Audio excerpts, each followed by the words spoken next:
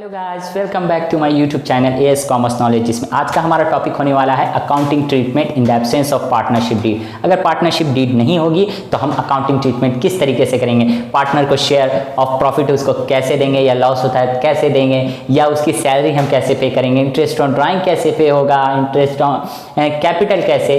तो आज वो सब हम जानेंगे। अगर डीड ना हो तो हम कैसे अकाउंटिंग करते हैं। तो आइए शुरू करते हैं। सबसे पहले हमारा आता है शेयर ऑफ प्रॉफिट या लॉस।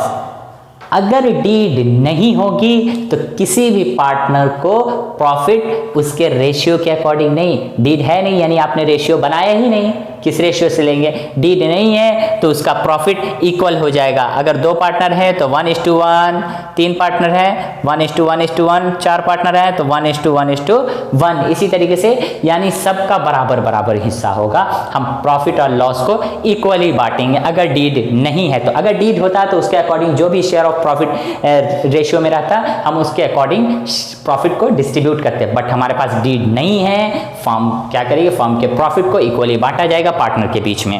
ओके, अब आते हैं हमारा second topic, interest on capital. Interest on capital भी नहीं मिलेगा किसी पार्टनर को।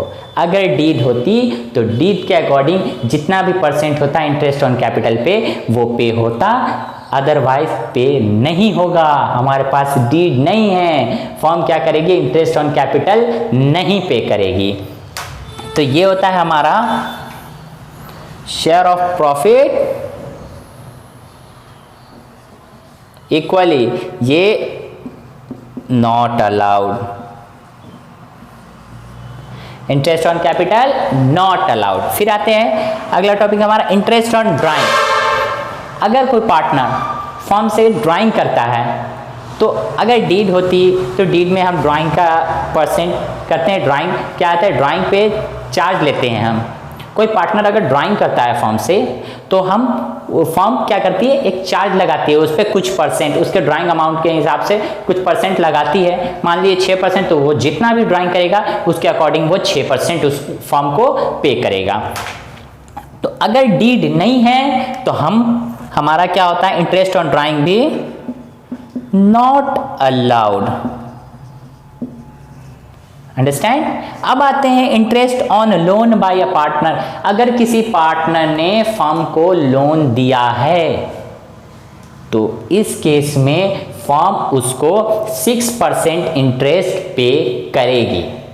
ये फर्म का ऑब्लिगेशन है, उसकी लाइबिलिटी है, वो पे करेगी चाहे फर्म को लॉस हो या प्रॉफिट हो। Interest on loan charge against profit या लॉस होता है। ओके, तो अगर फर्म को लॉस होता है या प्रॉफिट होता है उससे कोई मतलब नहीं है, फर्म की जिम्मेदारी है वो कैसे पे करता है, वो उसको पे करना ही करना है। अंडरस्टैंड।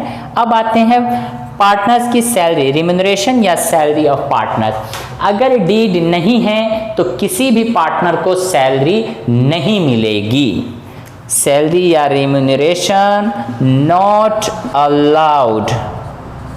अंडरस्टैंड। अगर डीड नहीं है तो भैया सैलरी तो नहीं मिलने वाली, आपकी सैलरी गई। इसलिए अच्छा है कि डीड बना लो कि आपको कुछ सैलरी मिल जाएगी। अब आते एडमिशन ऑफ पार्टनर, हमारा लास्ट पॉइंट।